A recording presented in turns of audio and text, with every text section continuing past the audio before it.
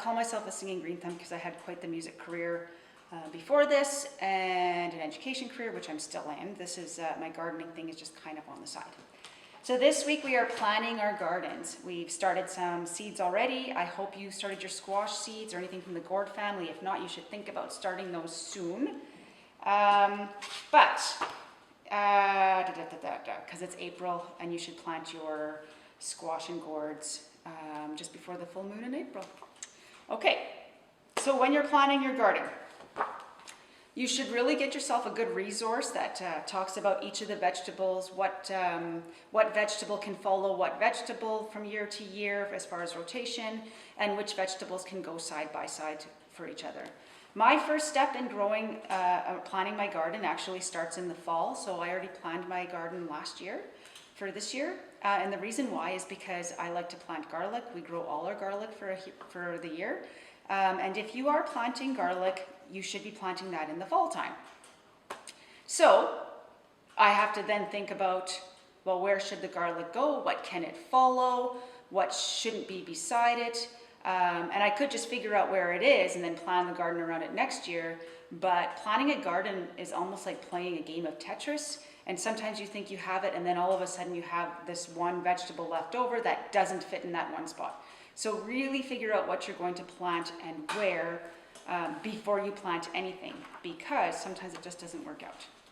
So I'm going to look at this. Okay, so this book is called Gardening with Short Growing Seasons. We do have it with short growing seasons, and it's written by Saunders. This is the book. I will try to put links to everything that I can find links for below, in the link below. Okay, so let's look up garlic, shall we? Just to see what it says for garlic. That's peas, garlic, woo. Here we are. So garlic, it'll tell you a whole bunch of information that you would want to know about planting garlic. So it does say in here, start in September before the ground freezes. It tells you the soil depth, what are they really important? Light. So you wanted to put it in a nice bright part of your garden. It doesn't really tolerate a whole lot of shade, just some shade. It's compatible with beets and lettuce, so I can put beets and lettuce beside it. And avoid beans and peas. So you don't want to put beans or peas anywhere near garlic. And then for rotation, it says it should not follow the onion crop family. So don't plant garlic where the onions were the year before, which actually kind of makes sense because they're similar families, so they're going to be looking for the same soil nutrients. So even though you till your garden up, right? So that whatever that family wanted, that's pretty depleted, so you want to put it in a different spot. Okay, so I'm going to show you this. Now, if you can't see this really, really clearly, that's okay. I'll have pictures of it at the end. So planting your garden is like playing a game of Tetris. It usually takes me a good hour and a half to plan my garden really well. So this is from year 2016. And so what I did is, again, I started with my garlic. So I have my garlic back here. I figured out first, where can I put the garlic? What can it follow?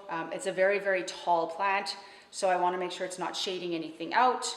I planted my potatoes in this part of the garden right over here.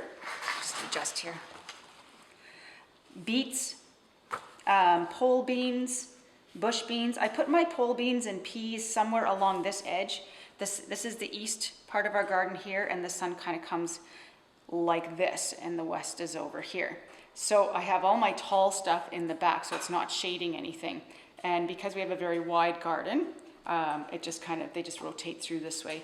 And I sometimes put them on this side of the garden too, just to give the back a break. So every few years I'll put them over here. So over all these spots here are walkways. So instead of doing rows, we do kind of plot gardening. That's just how we like it. You can use rows if you want, it's up to you. So here are our walkways. So we had our potatoes here, garlic here, beets here, marigolds, another marigold. We had our bush beans over here, tomatoes over here, peas, carrots, turnips. We had a couple kale plants over here, some onion, and our broccoli and cabbage patch. Cabbage Patch Kids. This is the garden that I'm planting this year.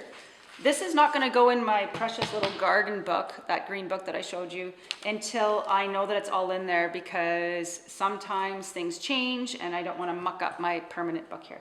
So this year, my potatoes are going here. I have pole beans, peas, my tomatoes, carrots, onions, bush beans, beets, turnips, cabbage, broccoli, and kale, and garlic. Now I put little asterisks here. So this year, it actually worked out really well that harvests that are done a little bit earlier, I was able to put in between other crops so that I could give more room to the ones that are remaining in the fall time, because they do get quite big. I also have, this is my plan for my vegetables that like more hot stuff. And we have garden decks. Well, they're flower beds, but they're huge flower beds. Well, not huge, but, and instead of using them for flowers, we use them for vegetables. We do put some flowers in there because we want the bees and the butterflies and everything to come in to help pollinate. So this is our deck. Our house is over here. And we have these two big flower boxes, and then we have these two little corner pieces.